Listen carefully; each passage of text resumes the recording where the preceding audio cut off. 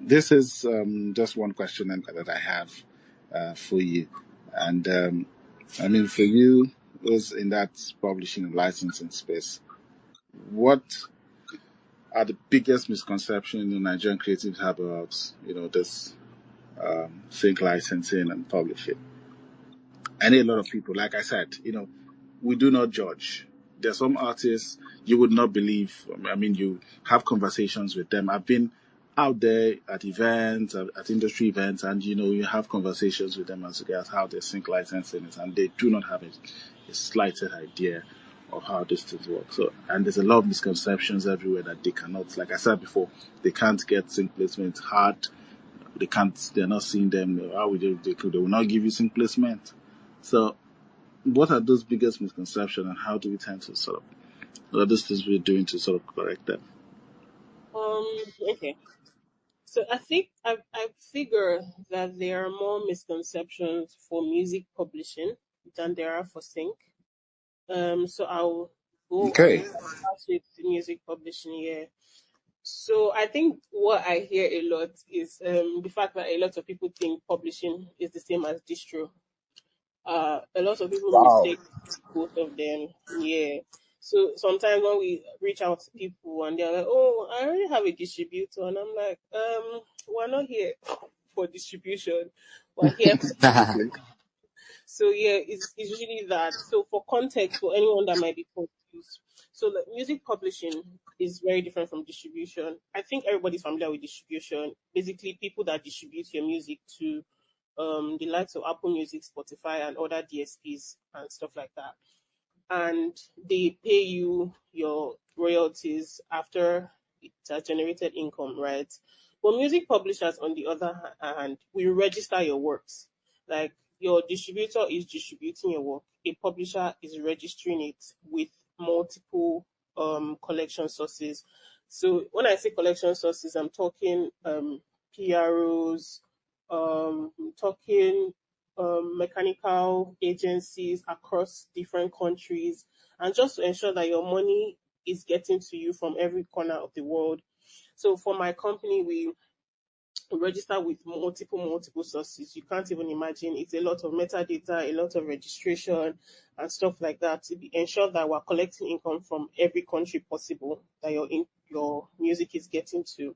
So that's the major difference. Your distributor is distributing it. That's all they do. Maybe they will do promotions and that. For publishers, we literally register your work for for you to be able to earn on the composition end. So when I say composition, I'm talking about the lyrics, the everything that makes up the sound recording. Basically, sound. Just think of sound recording and distribution, and you think composition and publishing. So, I would say another thing is a lot of people don't realize that they are entitled to earn royalties. So, what I mean by that is that a lot of people that are songwriters and producers, they think that once they are done with their sessions and they've gotten their payment, and maybe they have like, say for example, a feature artist has like a percentage from the masters. So when I say masters, I mean sound recording. And yeah, so if they have a percentage from the masters and they earn that income, they automatically think that, oh, that covers for their publishing, not realizing that as long as you have a percentage on your work, is your duty to register it. Is your duty or duty of your publisher to register that work for you to collect income from that angle, because you're missing out on a lot of income.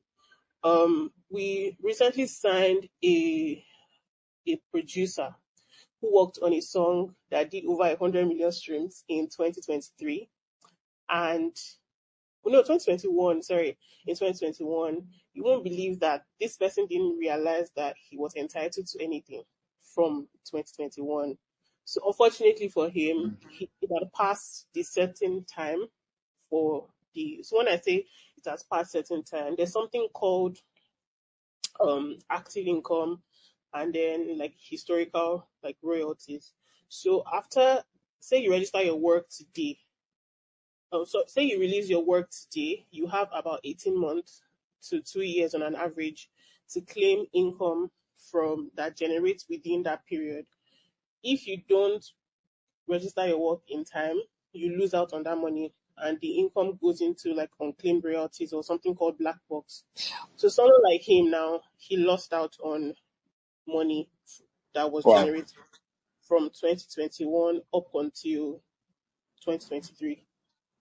Wow. And that was the active period. That's when people are listening to the song. That's when people are actually, that's the mood, make a chunk of the money.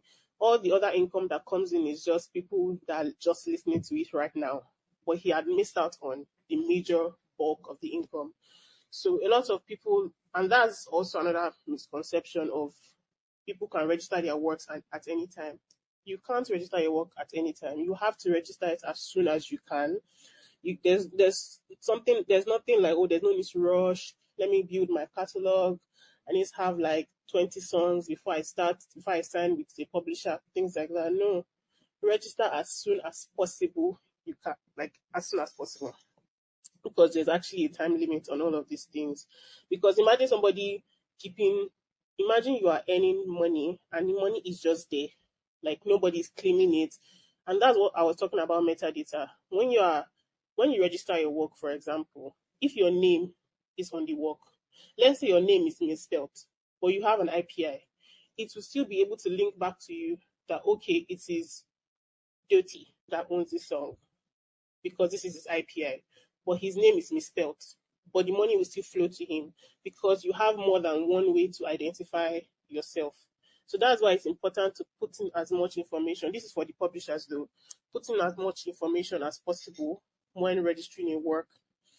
And as a writer, even if you have a publisher, it's important to also ensure that you're registering your work on your PRO or with your PRO to ensure that.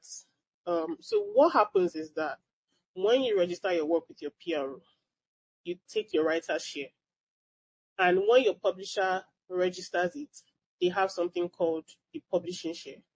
So it's like if you stand on your own and say, no, I do not need a PRO, which is I do not need a publisher, as I have my publishing sorted. That's not possible. You cannot have your publishing sorted as an individual without a publisher. It's just not possible. Why? You sign with a PRO. The PRO is handling your writer's share of the income. But the thing is that your PRO can only effectively work in the country that they are situated in. Like even if they have um reciprocal agreements. So basically if they have agreements with other countries that oh, we collect from these other countries, we help to collect international royalties, blah blah blah, they can never be as effective as when they're collecting from their own country. So it's always important to have a publisher or a publishing administrator who is like collecting this income on your behalf. Yeah. Um, Pretty much. So for sync, a lot of people actually think that their songs need to go viral before they can be synced. I wouldn't say your song needs to go viral. Like a lot of songs that we pitch are not even, they don't even have streams. They don't even have streams a lot of times Wow. because it's a budget thing as well. That's something we need to think of. It's a budget thing. Like the budget for a song um for in a production that is not a Nigerian production is going to be much higher than if it's a Nigerian production, right? So if, for example, a Nigerian production company is looking to get songs, a lot of them their budgets are low. So in that instance, it's easy to pitch low budget. Let me not say low budget, but songs that do not have a lot of streams in that instance. So I would say that you also kind not like you have an edge, but you kind of have an edge in some cases when you are signed with a publisher or a sync agent. Yeah. Because for us, okay, let me talk for what we do. So when we get works right in our catalog, we register it, we do all the good stuff. We also have like a what would I call this for now? It's like a music library of some sort, and you're able to tag your tracks. So you say, oh, track, oh, this song, song A. You tag. When I say tagging, it means like you're basically defining and building the character of the song. So you're putting the mood, you're putting the tempo, you're putting everything. Okay, it is Afrobeat, not just Afrobeat, male vocals. It is what else? You're saying it speaks to struggle, it speaks to heartbreak, things like that. So when somebody accesses it, they're like, okay, we need this. They just search. They don't even need to reach out. They just search and see that okay, these people have songs that fit into this, and we create playlists and things like that. So it is easy for people to find these works and know what they want before they even reach out to you. So it makes their own job easier. So if music supervisors are looking in, they are able to find what they want before they even reach out. So in instances like that, a lot of creatives miss out on doing things like that because they are busy creating. They don't have time to do the boring administrative stuff. So yeah, that's I think that's Yeah. major what Oh, I had regarding that. oh, thank you so much, Nate. That was quite extensive and, you know, quite informative. Thank you so much, Nifemi. You really cut across, everything, every burden or emerging artist we want to hear, as regards how they can set the tone and, um, get a placement. And it's quite important. Like I want to stress again. I mean, Dottie has said that earlier. Danny Baz said so as to what sort of strategy, and he had to narrow it down to a niche. And Nifemi has also, she's also stressed the fact that, I mean, you do not have to be big. Just make good music. As long as you're making good music, you have the right information, your metadata is set, and every other thing, you are in a good place to, get placements. And supervisors are willing to put you um, in that regards, and it's just really really nice. JT, how you feeling? I wanted to quickly touch on something and ask this question. JT, you good? Yes, yes. Oh, JT, yeah, nice. So, I mean, for you, you work in the Maven space, and we know how diverse the magazine catalog is, with the top artists in the space, and I really would like to know, and I'm sure that everyone in the space will also like to know how well can you match a brand, or how do you, match a brand of film brief, with the right song? What's the process like behind the scene? When you get that brief, how does it happen behind the scene? Okay. So I'm going to start from. I'm going to give. I'm going to say as to listing steps. Okay. So the Yeah, first is Maven is a record label. Okay. So we have to control the shares on the masters and also on the publishing. Okay. So when we have a production company, for example, reach out to us. Sometimes it's a production company, like the music supervisor that works with the production company. Sometimes that way they reach out directly to us. Sometimes the clients, the brand, the production company will reach out through a sync agent. Okay, so a sync agent is more like an intermediary. So they have a sync agent will typically have affiliations to like brands or their production companies, gaming companies um, that are looking for songs that are that they are looking for theme songs, right, that could match their brief. Okay, so the sync agent more like helps them to reach out, okay, to and they help them to go through the stress of clearances and all, and then they revert to the production company to say, okay, we have confirmed this song is good to go. This is how much they're asking for. So a sync agent is more like an intermediary in that sense. Okay, so sometimes it comes from a sync agent, sometimes it comes directly through the clients themselves. So either way, once they reach out to us to say, "Oh, we need this song for so brief. This is what we are looking for." This is the, for example, if it's a production company now, that in the brief they will send to us, we can already see the synopsis. The synopsis is the narrative of the scene they want to, if it's going to be in scene, Yeah. they're explaining, okay, this song is going to be used in, for example, let me give an example. Say the song is going to be used in a scene, um, robbers go to attack a house, right? And they're like breaking things and just trying to like break into the house. And they're looking for like up tempo songs, right? High energy instrumentals or themes. So what we'll do is we'll create a brief. Say for example, we look at our catalog for songs that are like high energy songs. If you for example, the Ease album, Rema's Ease album, when you listen to the record, you see that a chunk of them are like really high energy. When you listen to Ozeba, you don't want to be on your seat when you're listening to Ozeba. You are like pumping, Yeah. right? With no. So yeah, we're thinking of briefs like that. So we create a playlist that could match if they want something that is say for a scene that is just cool, quiet, maybe family bonding together. You're thinking of Bayani's family song that has been released. So basically, we create a playlist of songs that we think will match what they want, what will tally with what they want. Okay.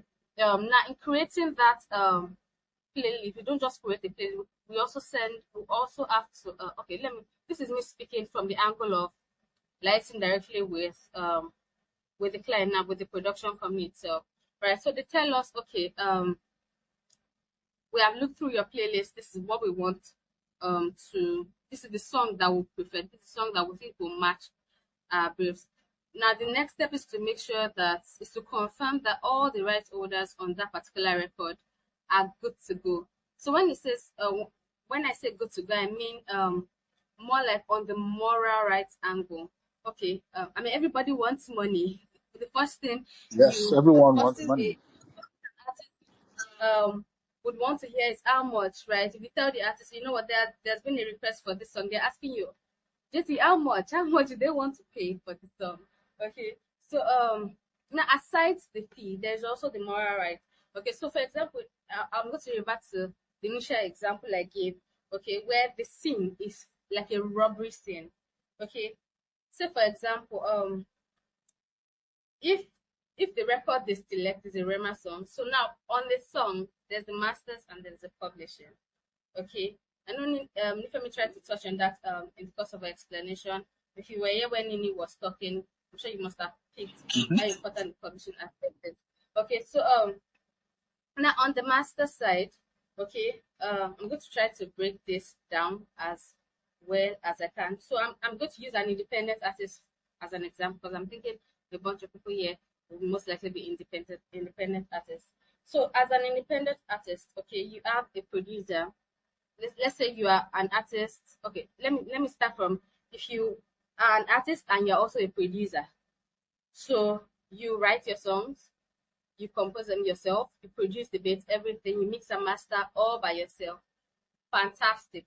Music supervisors, production companies, they will love you, right? Because it will be easy to clear. And when I say easy to clear, it means that it will be because it is one stop. So one stop means all the right holders are in one place. In such a scenario, you as the writer, as the producer, you are the only person that has to approve. Okay, so they just come to you and say, okay, are you good to go? Do you like the brief? Would you want your song to be used for that robbery scene? Say for example, now as an example now, say Rema is the one that wrote Ozeba, is the one that produced it, is the one that did everything. Okay, and if Rema is an independent artist, for example, not signed to Navy, not signed to any label, okay, he would say, okay, maybe I wouldn't want my brand to be affiliated with such a scenario. I didn't create Ozeba to be affiliated with robbery scenes. I created Ozeba to be affiliated with like games or something, high energy scenarios, like when you're playing say Call of Duty, you want to hear Ozeba. That's what I had in mind when I was making this record. Right. So no, I don't use with that sense. So that means irrespective of the money, the artist has the moral right to say, the artist has that control over what their work is affiliated with.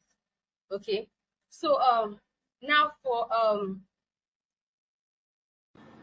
okay, I'm. Can you confirm that you can hear me very Yeah, well? yeah, JT. 'Cause I'm You just have to, yeah. roll up quickly so that we'll wrap up Okay, so very soon. right now I'm at the third phase. Remember, I said the first phase is the search, right? The Yeah, client or the music professor is reaching out directly, right, to clear the record. Then the label is creating the playlist. Okay, yeah, then if they're reaching out to the artist directly, the artist basically send the song that you have in your catalog, any song that you think will fit the brief, send it over. And then the third phase is the approvals. Okay, so if it's an artist that is signed to a label, we are looking at confirming how many writers are on the record. This also will apply to entrepreneurs. How many writers are on the record? How many producers are on the record? We want to touch base with all of them to be sure that they are good on the moral rights angle and they're also good on the fees. They're also good on the splits. You understand? So right after that is done, fees are agreed and contracts are issued.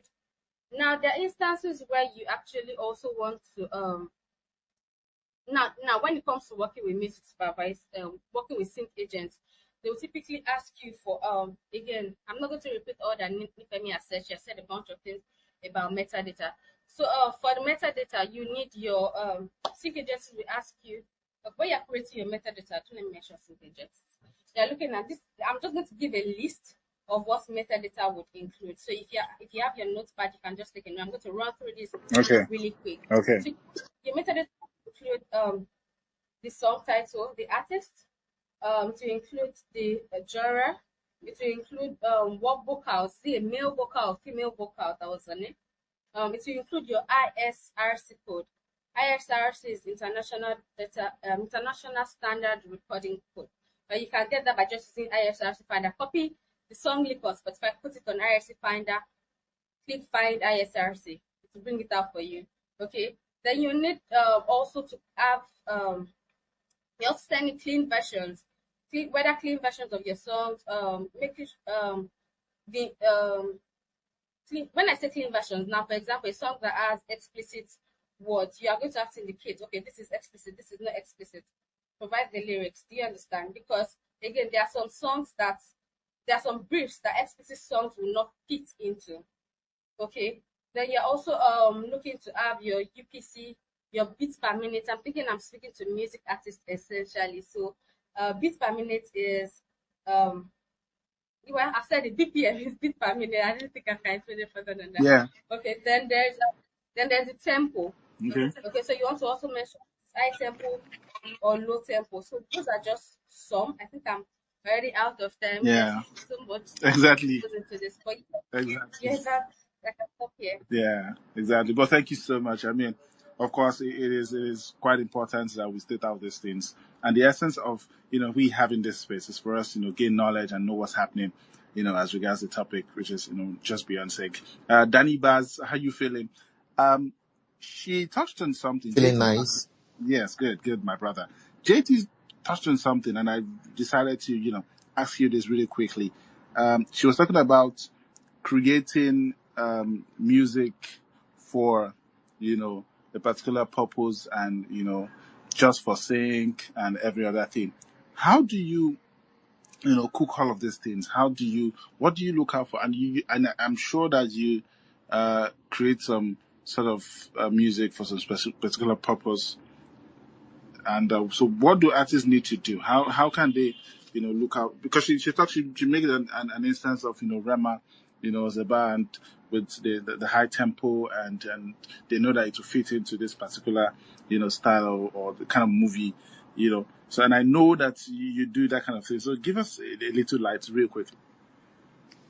Oh yeah. Okay, so okay, sorry. Who's who was supposed to go? Oh, Danny, but she wanted to say something. Oh yeah, she like Yeah. speak. Oh, JT, you wanted to add something? No, I thought the question was for me, but I think it Oh, was for Daniel. oh, I'm so sorry. So Yeah. sorry.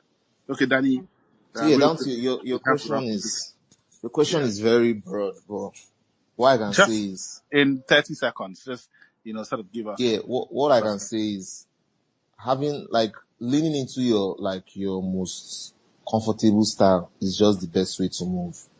One thing about sync, if you do it solely just for the money, I feel like it limits, like, how do I put it? It's you get frustrated. Let me put it that way.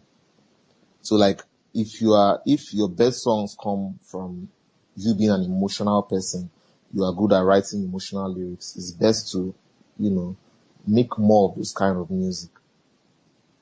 That's my own experience. If you are good at making up-tempo music, it's best to make more of that. Champion that when you are submitting, even if you have other songs in other styles, submit those first.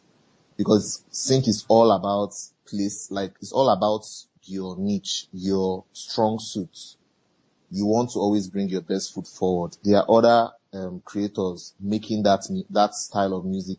If yours is not the best among them, it's very difficult to break through the noise. So that's been my own experience, Yeah. Yeah, all right, all right. Thank you, guys. Thank you so much for staying with us. We'll be wrapping up the space real quick. It's been an honor. It's been a very insightful conversation so far. So good. I've also, to take my, pen and paper and, jot out some few things. And I want to give a special shout out to, four of our guests, Doti the Dirty, who joined us as well. Nifemi Fadikwe, JT, Danny Bars, thank you so much, guys, for joining us. But before we, sort of wrap up the space, I have someone from Druze International. His name is Adekunle Shoria, is the head of partnerships, events and partnerships at Druze International. Just a few words from him, and then we, turn it up and wrap up this space. And we do not take it for granted, like I said. Thank you so much, our guests. It's been so insightful. Kunle, are you there? Can you hear us? Yeah, I can. I can. Well, thank you Good so evening, much. everyone. Today, real quick, we're wrapping up quickly. My name is Adekunle Shoriela. I'm the Events and Partnerships Lead for Drugs International. It's been a really nice, amazing session having the guests out here dishing out knowledge about sync publishing, and then we really appreciate every one of you. So I would just like to reiterate what we do at Drugs International. We are a music rights management company. So we basically administrate your rights with your music. We do publishing set up for you. We administrate your publishing. We are not a publishing company, but what we do is administrate publishing for you, from sync to catalog management to debt recovery. And then when we mean debt recovery, we don't say this. We're talking about unpaid royalties that are due to you. Maybe you had signed some kind of contracts that are probably not in good for you, or they're not in good motive for you as a creative. We ensure all these things are supposed to be due to you are recovered in the legal ways of things. So just see us as a safe space for creatives. Our mission here is to ensure that all your music rights are being exploited to the fullest of it. All the opportunities are due to you as a creator or musician, a producer, an artist, recording and performing artist. You get them at your fingertip. So you can always check out us, Rosy International. Follow us on our Instagram page. Follow us on Twitter. We have this session every month. We have it monthly. We've been having it since January to this moment, and then we appreciate everyone for coming in. And then as a young creative, we have a music camp that we are actually tailoring that caters for Oh, that we students in the do. universities that are creatives in the university. So you can always follow us, join us, reach out to us, and be part of our community. Thank you all for coming on through to the space. Thank you so much. And our special guests from Maven, from every one of you that are here, we really appreciate you. To Dot, to Diversity, to Sofomi, thank you so much. To Nifemi, everybody, thank you so much for coming on the space. And every of the listeners really do appreciate you. Thank you. That will be all for now from my hand, Daniel. All right, Kunle, thank you so much for that. And with that, we'll be wrapping up the space. Danny Baz, thank you so much for joining us. Nifemi Efadikwe, thank you so much for also joining us. And with your insights, it's been really, really amazing. We don't take it for granted. JT, thank you for also, giving us, your insights. And thank you so much, everyone, for joining. It is bye from here, Arrivederci, and we'll see you guys again. And that wraps up on this week's episode of Beyond Streams. Beyond Streams is powered by Durozy International, a music rights and catalog management company. If you enjoyed this episode, do us a huge favor, subscribe, leave a rating, and share it with an artist or creative business person who needs to hear this. Follow us on Instagram, Duozy, and on Facebook and X, DMP Africa for more insights and info. See you on the next episode.